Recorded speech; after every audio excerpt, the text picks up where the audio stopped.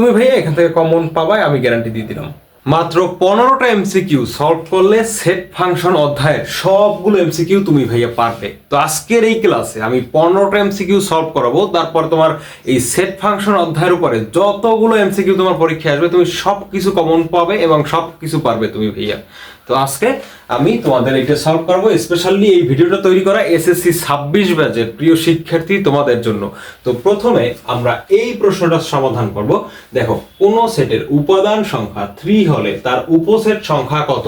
তো ভাইয়েরা মনে রাখবা, কখনো যদি কোনো একটা সেটের উপাদান সংখ্যা দেওয়া থাকে সেখান থেকে তার উপসেট সংখ্যা নির্ণয়ের সূত্র হচ্ছে 2 টু দি পাওয়ার n। কি বলছি ভাইয়া? কোনো একটা সেটের উপাদান সংখ্যা যদি তুমি জানো তাহলে সেই সেটটার উপসেট সংখ্যা হবে 2 to the power n। n মানে হচ্ছে ওই সেটটার উপাদান সংখ্যা। তাহলে দেখো ভাইয়া, এই সেটের উপাদান সংখ্যা কত বলছে ভাইয়া? উপাদান সংখ্যা বলছে আমাদের 3 বলছে। তাহলে আমরা জাস্ট এই জায়গায় 3 বসাই দেব। তাহলে 2 টু দি পাওয়ার কত? 3 সমান 2 এর উপরে 3 দিলে কত রেজাল্ট আসে? 8 আসে। তো তোমাদের যাদের সায়েন্টিফিক ক্যালকুলেটর নেই তারা কি করবা? 2 গুণ 2 গুণ 2, 3 বার 2 গুণ দেবা। 2 দুগুণে 4, 4 দুগুণে 8। তাহলে রেজাল্ট কত আসবে ভাইয়া? 8 আসবে। তাহলে এই কোশ্চেনটার অ্যান্সার কত ভাইয়া? এই কোশ্চেনটার অ্যান্সার কিন্তু আমাদের 8।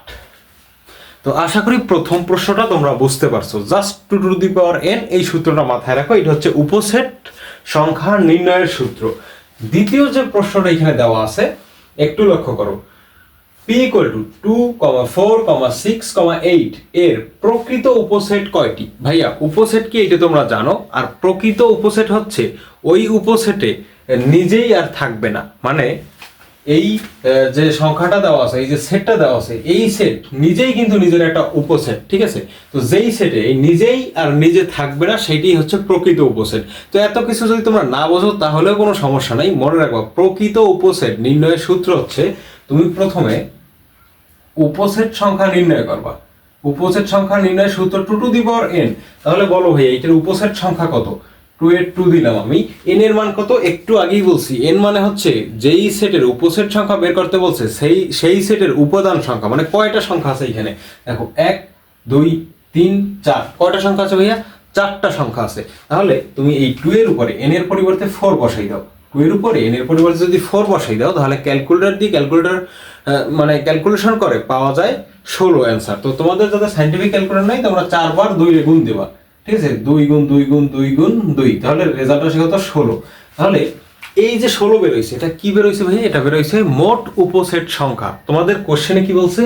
প্রকৃত উপসেট সংখ্যা। তাহলে মনে রাখবা প্রকৃত উপসেট সংখ্যা যদি বের করতে বলে তাহলে মোট উপসেট থেকে জাস্ট 1 মাইনাস করে দেবা, ঠিক আছে? তাহলে -1, তাহলে রেজাল্ট আসে কত? 15। ভাইয়েরা এই যে এমসিকিউটা না, এই এমসিকিউ এর অ্যান্সার হচ্ছে কিন্তু ভাইয়া 15। আশা করি এইটাও তোমরা বুঝতে পারছো। তারপরে আর একটা এমসিকিউ আমরা দেখি, 3 নম্বর এমসিকিউটা কি আছে? a equal to a, b, c, d এইভাবে 4টা মানে উপাদান আছে ওই এ সেটের। তারপরে বলছে p অফ a এর প্রকৃত উপসেট কয়টি? তো মনে রাখো ভাইয়েরা p অফ a দ্বারা বোঝাইছে এইটার মানে শক্তি সেট বা পাওয়ার সেট। পাওয়ার সেট মানে উপসেট, ঠিক আছে ভাইয়া? তো ওইটার প্রকৃত উপসেট নির্ণয় করতে বলছে। তাইলে ভাই তোমাদের যাই নির্ণয় করতে বলুক না কেন, মানে তোমাদের তো উপসেট নির্ণয়ের সূত্র শিখিয়েছি আমি, তো উপসেট নির্ণয় করতে বলে 2 টু দি পাওয়ার n। আর যদি প্রকৃত উপসেট চাই তোমার, তাহলে তুমি কিভাবে নির্ণয় করবা? 2 টু দি পাওয়ার n নির্ণয় করার পর 1 বিয়োগ দিয়ে দেবা, ব্যাস কমপ্লিট। এটা তোমরাই পারবা, একটু লক্ষ্য করো।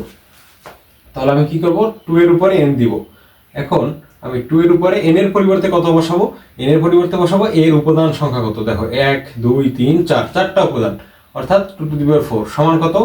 16। কত ভাইয়া? 16। এই 16 থেকে বাদ যাবে 1, কারণ কি? প্রকৃত উপসেট সংখ্যা চাইছে, তাইলে 16 থেকে 1 গেলে থাকে কত? 15।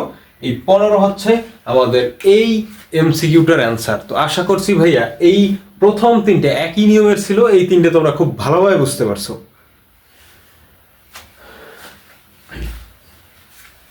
তো ভাইয়েরা এবারে আমরা এই কনসেপ্টেরই আরেকটা ম্যাথ একটু সলভ করি। এটা আমি 8 নম্বরে লিখে রাখছি, তারপরে আবার 4 থেকে 7 পর্যন্ত যাচ্ছি আমি। তো দেখো, কোন সেটের শক্তি সেটের উপাদান সংখ্যা, ঠিক আছে? কোন একটা সেটের শক্তি সেটের উপাদান সংখ্যা 128, অর্থাৎ p অফ a, সেটা যদি a হয় তাহলে p of a equal to কত? 128। বলছে ওই সেটের উপাদান সংখ্যা কত, ওই সেটটার উপাদান সংখ্যা নির্ণয় করতে বলছে ভাইয়া। তাহলে কোনো একটা সেটের উপাদান সংখ্যা নির্ণয়ের আসলে সূত্রটা কি? আমরা জানি কোনো একটা সেটের পাওয়ার সেট নির্ণয়ের সূত্র হচ্ছে 2 টু দি পাওয়ার n। তাহলে তোমার একটা ট্রিক্স এইখানে খাটাইতে হবে। কি খাটাইতে হবে? যে দেখবা 2 এর উপরে কত বসাইলে, 2 এর উপরে কত বসাইলে এই 128 আসে। বা এখানে যদি 256 দেওয়া থাকে তো 256, এখানে যদি 32 দেওয়া থাকে তো 32। দেখতে হবে 2 এর উপরে কত বসাইলে আমার এই সংখ্যাটা আসে। যত বসাইলে ওই সংখ্যাটা আমি পাবো, ততই হচ্ছে আমার এই ম্যাথের অ্যান্সার। ঠিক আছে ভাইয়া? তো দেখো 2 এর উপরে যদি 7 বসাও তাহলেই কিন্তু 128 আসে। তাহলে এটার অ্যান্সার হচ্ছে 7। ঠিক আছে?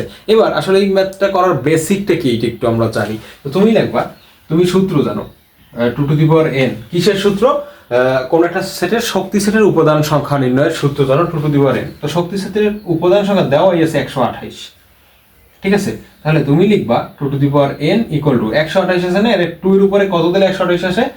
7 দিলে। তাহলে 2 আর 2 কাটাকাটি, সুতরাং n ইকুয়াল টু থাকে 7। অর্থাৎ এই সেটের উপাদান সংখ্যা হচ্ছে 7। দেখো ভাইয়া, একটা সূত্র দিয়ে কতগুলো এমসিকিউ করে ফেললাম আমরা। এবারে আমরা দেখব এই যে তোমার 4 নম্বর প্রশ্নটা। এইটা আবার অন্য একটা টাইপের। তো দেখো m ইকুয়াল টু দিয়ে দিয়েছে আমার 2, 3, 4, n ইকুয়াল টু দিয়ে দিয়েছে 2, 4, 7। এইটা যদি হয় তাহলে m বাদ n কত? এটা কিন্তু মাইনাস না, এটা বলা হয় m বাদ n।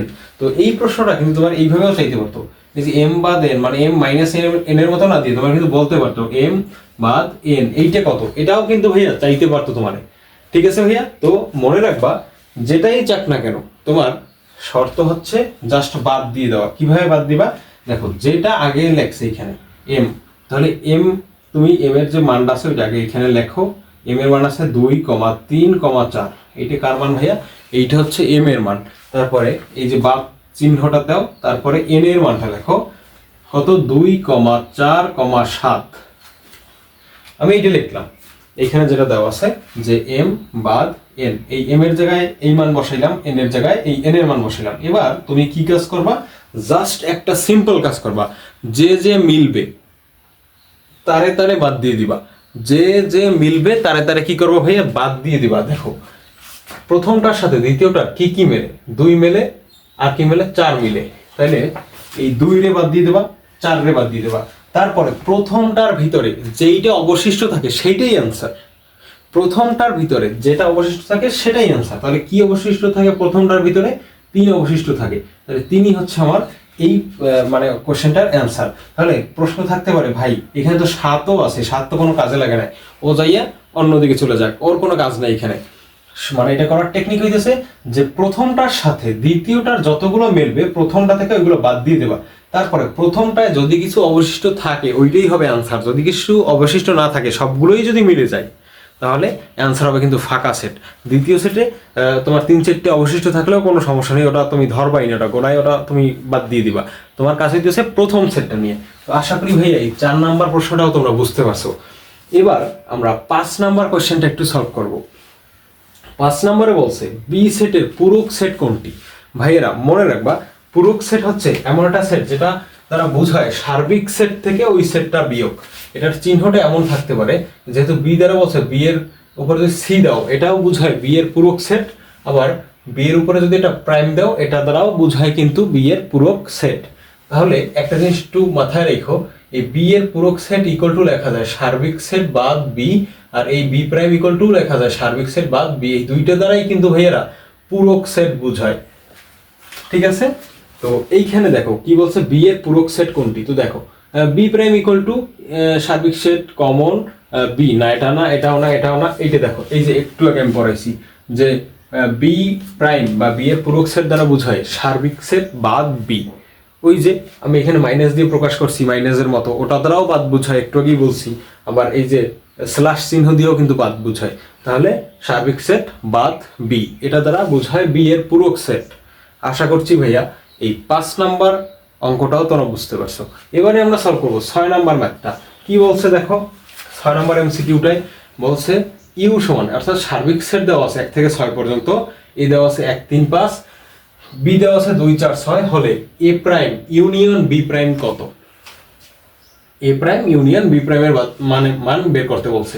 তাহলে দেখো আমরা এ থেকে যদি এ প্রাইমটা বের করে নিয়ে আসতে পারি, বি থেকে যদি বি প্রাইমটা নির্ণয় করে নিয়ে আসতে পারি, তারপর ওই দুটো যদি কমন নিই আমরা, কমন, তাহলেই কিন্তু আমাদের এই যে এ প্রাইম ইউনিয়ন বি প্রাইমের ভ্যালুটা বের হয়ে যাবে। তো ভাইয়েরা আমরা একটু প্রথমে এ প্রাইমটা নির্ণয় করি। এ প্রাইম নির্ণয় করার টেকনিকটা কি, সার্বিক সেট থেকে এ এর মানটা তুমি বাদ দিবা, ঠিক আছে? তাহলে সার্বিক সেটের মান কত, মানে এইখানে একটু সূত্রটা আমি তোমাদের বেসিক থেকেই বুঝাই, যে ইউ বাদ এ, এইটা লেখা যায়। তাহলে এইটার ভ্যালুটা কিভাবে নির্ণয় করা যায় দেখো, এইভাবে 1 থেকে 6 পর্যন্ত 1 2 3 4 5 6, এটা লিখলাম কার মান, আমরা সার্বিক সেটের। তারপর বাদ দিলাম এ, এর মান কত, এর মান হচ্ছে 1 3 5, 1 3 5। তাহলে এটা যদি যায়, তাহলে আমি কি বলছিলাম, বাদ দেওয়ার ক্ষেত্রে প্রথমটার সাথে দ্বিতীয়টা যতগুলো মিলবে ততগুলো তার বাদ দিতে হবে, 1 মিলে 3 মিলে 5 মিলে। তাহলে এখানে কি থাকে, 2 4 6 থাকে, 2 4 6। তাহলে ভাইয়া এই 2 4 6 কিন্তু এ প্রাইমের ভ্যালু। একইভাবে আমরা বি প্রাইমের ভ্যালুটা বের করবো। বি প্রাইমের ভ্যালুটা কথা হয় বলো, এই বি এর সাথে যতগুলো মিলবে ততগুলো বাদ, 2 4 6 মিলবে, আমরা 2 বাদ 4 বাদ 6 বাদ, তাইলে বি প্রাইম ইকুয়াল টু হয় 1 3 2 বাদ 4 বাদ আর কি 6 বাদ, তাহলে 1 3 5, 1 3 5 কিন্তু ভাইয়েরা বি প্রাইমের ভ্যালু। তারপরে আমরা এখান থেকে কি বের করব, A prime union B prime বের করব, কারণ এইটাই আমরা বের করতে বলছে। তাহলে A prime union B prime equal to কি, এই যে এই ভ্যালুটা 2 4 6 ইউনিয়ন দাও, তারপরে বি প্রাইমের ভ্যালু কত ভাইয়া 1 3 5, তাহলে এখানে দাও 1 3 5। তো তোমরা ভাইয়ারা জানো এই যে ইউ এর মতো যেটা ইউনিয়ন, পেয়ালার মতো যেটা, এর ভিতরে সব কমন আনকমন সব প্রবেশ করবে। তাহলে এইটা দ্বারা যে সেটটা গঠন করে এটা কি দেখো, সিরিয়ালি তুমি লিখতে পারো যে 1 আছে 1 যাবে, মানে প্রত্যেকটা যাবে কিন্তু একই উপাদান দুইবার যাবে না, ঠিক আছে? তাহলে 1, তারপর আছে 2 3 4 5 6, এইটা পাওয়া যায়। তাহলে ভাইরা দেখো এই এ প্রাইম ইউনিয়ন বি প্রাইমের ভ্যালু কিন্তু 1 থেকে 6 পর্যন্ত। তাহলে এটার অ্যান্সার কোনটা ভাইয়া, অ্যান্সার কিন্তু বড় ঘ নাম্বারটা। আশা করি এই কোশ্চেনটাও তোমরা বুঝতে পারছো। এই এমসিকিউটা খুবই সহজ একটা এমসিকিউ, তোমাদের বেসিক থেকে আমি বুঝাই দিলাম। তারপরে 7 নাম্বার এমসিকিউটা দেখো ভাইয়া, 7 নাম্বারে কি বলছে, B equal to 1, A, B এবং C equal to 2, B, C, এই দুইটা সেট দেওয়া আছে। তারপরে বলছে বি ইন্টারসেকশন সি কত, অর্থাৎ যখন ওই পেয়ালাটা উল্টে দিবে তখন কি হবে, তখন শুধুমাত্র কমন গুলো তুমি নেবা। এই চিহ্নটা একটা বাংলা নাম, এটা একটা কমন হিসেবে বলা হয় যে বি কমন সি, মানে বি আর সি এর ভিতরে যেইটা কমন আছে, যেইগুলো কমন আছে ওইটাই হবে তোমার এই বি ইন্টারসেকশন সি এর মান। তাহলে দেখো চাইছে বি ইন্টারসেকশন সি, তাহলে বি এর ভ্যালুটা আমরা একটু বসাই, কি আছে 1, এ, বি ইন্টারসেকশন সি এর ভ্যালু কত 2, বি, সি। তাহলে এইটা সমান কি লেখা যায় বলো, কি কমন দেয়, দুইটার ভিতরেই কমন আছে এমন সংখ্যা কি, এক কি দুইটার ভিতরে কমন আছে, না। এ কি দুইটার ভিতরেই কমন আছে, না। বি কি দুইটার ভিতরেই কমন আছে, হ্যাঁ। তাহলে শুধুমাত্র বি নিতে পারবো আমরা। তাহলে এই বি হচ্ছে এই প্রশ্নটার অ্যান্সার কত ভাইয়া, এই যে বি হচ্ছে এই প্রশ্নটার অ্যান্সার হচ্ছে ক। তারপরে এই যে 8 নাম্বার তো আগেই করাইলাম, তারপরে আমরা যথাক্রমে 9 থেকে আরো মানে 15 পর্যন্ত আমরা এমসিকিউ দেখবো ইনশাল্লাহ ভাইয়া, কথা দিচ্ছি। যা পড়াইতেছি এই জায়গায়, যা পড়াইতেছি তাই কমন থাকবে। প্রিয় এইচএসসি 26 বছর শিক্ষার্থীরা, তোমাদের যা পড়াইতেছি এখান থেকে তোমার কমন থাকবে। প্রশ্ন আমি আউট করে দিলাম, অবশ্যই কমন থাকবে। তো ভাইয়েরা এবারে আমরা 9 নম্বর প্রশ্নটা একটু লক্ষ্য করি। 9 নম্বরে বলছে x plus y comma 6 equal to 6 comma x minus y হলে x ওয়াই এর মান নিচের কোনটি। অর্থাৎ এইখান থেকে তোমার এক্স ওয়াই এর মানটা বের করে নিয়ে আসতে হবে। তো ভাইয়েরা এই কোয়েশ্চেনগুলো আসলেই সহজ, একটু লক্ষ্য করো কিভাবে করবা। দেখো এইটার প্রথমে যেইটা আছে আর এইটার প্রথমে যেইটা আছে, এই দুইটা সমান লেখা যায় কি, ক্রোমোজোমের নিয়ম অনুসারে এইটার প্রথমে যেটা আছে ওইটার প্রথমে যেটা আছে এই দুইটা সমান লেখা যায়। অর্থাৎ তুমি লিখতে পারবা x plus y equal to কত ভাইয়া 6, এই একটা সমীকরণ পেয়ে গেলাম। তারপরে এইটার দ্বিতীয়তে যেটা আছে ইকুয়াল টু লেখা যায় ওইটার দ্বিতীয়তে যেটা আছে, তাহলে 6 ইকুয়াল টু কি লেখা যায় x মাইনাস ওয়াই। তো আমরা একটু সাজাইয়ে লিখি যে যদি আগে এইটা লিখি পরে ওইটা লিখি তাতেও কোনো সমস্যা নেই, তাহলে x minus y equal to 6 লেখা যায়। অর্থাৎ ক্রোমোজোমের নিয়ম অনুসারে লেখা যায় কি 6 equal to x minus y. তাহলে আমরা যদি x minus y equal to 6 লিখি তাতেও আমাদের কোনো সমস্যা নাই। তাহলে আমরা এইখানে x minus y equal to 6 লিখি। এখন প্রশ্ন করতে পারো যে ভাইয়া আসলে এটা কেন করলেন, এক্স মাইনাস ওয়াইটা এই পাশে কেন রাখলেন? এই যে আমাদের টার্গেট হচ্ছে দুইটারে যোগ করে দেওয়া, যোগ করলে আমরা কাটাকাটি দিয়ে এক্স এর মানটা পেয়ে যাবো, এক্স এর মানটা একটা বসাই দিলে ওয়াই এর মানটা আমাদের বের হয়ে আসবে। এইটাই হচ্ছে এই অঙ্কের ট্রিক্স। এইভাবে সলভ করা লাগবে আর কি, সমীকরণের সমাধান করা লাগবে। তো ক্যালকুলেটর দিয়েও চাইলে করতে পারো, আমি শিখাবো, ক্যালকুলেটর হ্যাক্স দিব আমি।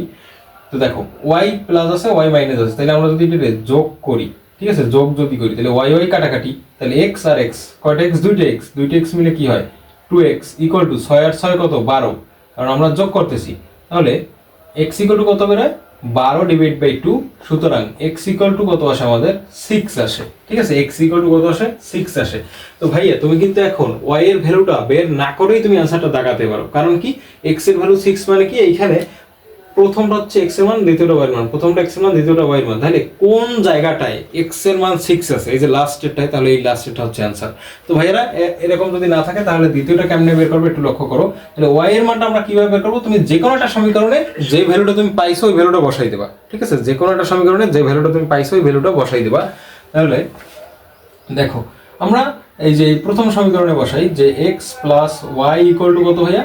X plus y equal to আছে 6। তাহলে ভাইয়েরা আমরা এক্স এর ভ্যালু যদি 6 বসাই, তাহলে 6 প্লাস ওয়াই ইকুয়াল টু কি বসানো যায়? 6 বসানো যায়। তাহলে ওয়াই ইকুয়াল টু কি? 6 মাইনাস 6, সুতরাং ওয়াই ইকুয়াল টু কত বেরোয়? 0 বেরোয়। তাহলে এই যে ঘ নাম্বারটা হচ্ছে আমাদের অ্যান্সার। ঠিক আছে ভাইয়া, তো কত সহজ দেখো। তারপরে এই যে 10 নাম্বারটা হুবহু একই অঙ্ক, হুবহু একই নিয়মের অঙ্ক। তো একটু আমরা সলভ করি। যে দেওয়া আছে 1 comma x plus y equal to x minus y equal to কত? 3 দেওয়া আছে, মানে 1 comma x plus y equal to x minus y comma 3, এইটা দেওয়া আছে আমাদের 10 নম্বরে। তাহলে আমরা লিখতে পারি না ক্রোমোজোমের নিয়ম অনুসারে এই প্রথমটা সমান ওই প্রথমটা, মানে x minus y equal to 1, তারপরে এই দ্বিতীয়টা সমান ওই পাশের দ্বিতীয়টা x plus y equal to কত? 3। তাহলে এই ওয়াই ওয়াই কাটাকাটি যায়, প্লাস মাইনাস যেহেতু আছে আমরা কি করতেছি? যোগ করতেছি। ঠিক আছে, যোগ। তাহলে এই এক্স এক্স মিলে কত হয়? 2x সমান সমান এই 3 এর 1 যোগ করলে কত হয়? 4। সুতরাং x ইকুয়াল টু কত বের হয়? 2 এর নিচে 2, 4 এর নিচে 2 গেলে থাকে কত? 2। x এর ভ্যালু আসে 2। তাহলে দেখো প্রথমে কোনটার ভ্যালু 2 আছে? যেহেতু x এর ভ্যালু 2 বের হয়েছে, তার মানে x থাকে কোথায়? প্রথমে থাকে একটা জোড়ের। তাহলে এইটা হচ্ছে আমাদের অ্যান্সার। এখন যদি y এর ভ্যালুটাও বের করতে চাও তাহলে জাস্ট একটা সমীকরণে x এর ভ্যালুটা বসাই দিবা, y এর ভ্যালুটা বের হয়ে যাবে। তাহলে এভাবে কিন্তু 10 নম্বরটা আমরা করে ফেললাম। খুবই গুরুত্বপূর্ণ ভাইয়া, পরীক্ষায় আসলে আসতে পারে। তারপরে আমরা 11 নম্বরটা সলভ করব। দেখো কি বলছে, এ একটা সেট দিছে, বি আর একটা সেট দিছে, বলছে এ ক্রস বি এর উপাদান সংখ্যা কত? ভাইরা মনে রাখবে এই গুণটা হচ্ছে কার্তেশীয় গুণ। কেমন গুণ? কার্তেশীয় গুণ। এই গুণের টোটাল উপাদান সংখ্যা কত হবে একটু লক্ষ্য করো। এই এ এর উপাদান সংখ্যা কত? 3, বি এর উপাদান সংখ্যা কত? 3। তাহলে এই দুটোর কার্তেশীয় গুণ করলে রেজাল্ট আসবে কত? 9, অর্থাৎ 9টা উপাদান থাকবে। কার্তেশীয় গুণ করলে কয়টা উপাদান থাকবে ভাইয়া? 9টা উপাদান থাকবে। তারপর একটু লক্ষ্য করো, যদি এইখানে 2 এর মানে উপাদান সংখ্যা থাকতো, ওইখানে যদি 2 থাকতো বি এর উপাদান সংখ্যা, তাহলে কিন্তু 4টা উপাদান হইতো এ ক্রস বি এর। যেহেতু 3 3 আছে, তাহলে 3 3 এর 9। আবার যদি এর উপাদান সংখ্যা থাকতো 3টা, বি এর উপাদান সংখ্যা যদি থাকতো 2টা, তাহলে 3 দুগুণে 6টা হইতো ওর উপাদান সংখ্যা। তো ভাইয়েরা আশা করি এইটাও বুঝতে পারছো তোমরা। এবারে আমরা 12, 13, 14, 15 এগুলো সলভ করব। তো 12 নম্বরে দেখো কি বলছে, এস ইকুয়াল টু এইটা দিয়ে দিছে, দিয়ে বলছে এটা রেঞ্জ কোনটা। তো ভাই এটা পরীক্ষার জন্য ভেরি ভেরি ইম্পর্টেন্ট এবং সবচেয়ে সহজ একটা জিনিস। তো মনে রাখবা রেঞ্জ মানে হচ্ছে দ্বিতীয় উপাদান দ্বারা গঠিত সেট। দ্বিতীয় উপাদান দ্বারা গঠিত সেট কোনটা? এই যে 1 3 3 4, এইটা দ্বারা গঠিত যে সেটটা এইটা। এখন এই জায়গায় একটু সতর্ক থাকতে হবে। তো দেখো কি দেওয়া আছে, দ্বিতীয় সেট দ্বারা গঠিত, মানে দ্বিতীয় উপাদান দ্বারা গঠিত সেটটা কি? 1 3 3 4। মনে রাখবা সেটে কখনো একই উপাদান দুইবার নিতে পারবে না। একই উপাদান যদি একাধিকবার থাকে তাহলে ওই দুইটা মিলিয়ে একবার নেবা বা তিনটে মিলিয়ে একবার নেবা। তাহলে আমার রেজাল্ট আসবে 1, এই দুইটা 3 মিলিয়ে একটা 3 আর একটা 4। 1 3 4 কোথায় আছে আমার? এই যে এইটা। যদি এই জায়গায় অপশনে থাকতো 1, 3, 3, 4, তাহলে ওইটা কি হইতো অ্যান্সার? না, ওইটা হইতো না। কারণ কি 3 আমরা দুইবার ব্যবহার করতে পারবো না, একবারই ব্যবহার করতে পারবো। তাহলে এইটার অ্যান্সার হচ্ছে ভাই গ নম্বরটা। এবার একটু লক্ষ্য করো 13 নম্বরে কি আছে। 13 নম্বরে এইভাবে একটা অন্যয় দিয়ে বলছে যে ডোমগুলি হচ্ছে, মানে ডোমেন বের করতে বলছে। তো রেঞ্জে আমরা কি শিখছিলাম? রেঞ্জে আমরা শিখছিলাম দ্বিতীয় উপাদানগুলো দ্বারা গঠিত সেটই হচ্ছে রেঞ্জ। ডোমেনের ক্ষেত্রে তোমরা মনে রাখবা প্রথম উপাদান দ্বারা গঠিত সেটটাই হচ্ছে ভাই ডোমেন। দেখো এই অন্যায় প্রথম উপাদান কি কি? 3 3 5 আমি আগেই বলছি যে একই উপাদান দ্বিতীয়বার নিতে পারবো না, দুইবার নিতে পারবো না, তাহলে দুইবার 3 মিলিয়ে কয়বার নেবে? একবার, অর্থাৎ 3 তারপরে 4 5। তাহলে 3 4 5 কোথায় আছে? এই যে ঘ নম্বরে লক্ষ্য করো ভাইয়া, 3 4 5। তাহলে এইটা হচ্ছে আমাদের অ্যান্সার। তো এবার আর তোমরা এখানে কনফিউশনে পড়ে যাইও না যে 3 3 4 5 এগুলোই তো প্রথম উপাদান, কিন্তু দুইবার নিতে পারবে না তুমি, একবার নিতে হবে তোমার, এই কারণে এটা হচ্ছে অ্যান্সার। এবার আমরা 14 নম্বরটা একটু লক্ষ্য করি, বলছে x belongs to z। z মানে হচ্ছে ভাইয়া পূর্ণ সংখ্যা। তো পূর্ণ সংখ্যাটা পজিটিভ হইতে পারে, পূর্ণ সংখ্যাটা নেগেটিভ হতে পারে। x² লেস দ্যান 13 এর তালিকা পদ্ধতির সেট কোনটি? অর্থাৎ এখানে x এর ভ্যালু তুমি একটা বসাবা, বসানোর পরে স্কোয়ার দেবা, স্কোয়ার দেওয়ার পরে যদি যতক্ষণ পর্যন্ত ওইটা 13 এর ছোট থাকবে, ঠিক আছে, ততক্ষণ পর্যন্ত ভ্যালুগুলো নিতে পারবা। তাহলে দেখো আমি এখানে একটু দেখাই যে 1 স্কোয়ার দিলে 1 আসে, এটা নেওয়া যাবে। তাহলে প্লাস 1 এর উপর স্কোয়ার দিলেও 1 আসে, মাইনাস 1 এর উপর স্কোয়ার দিলেও একই আসে। তো এই ক্ষেত্রে 1 গ্রহণযোগ্য। তারপর 2 এর উপর স্কোয়ার দিলে কত আসে? 4। 3 এর উপর স্কোয়ার দিলে কত আসে?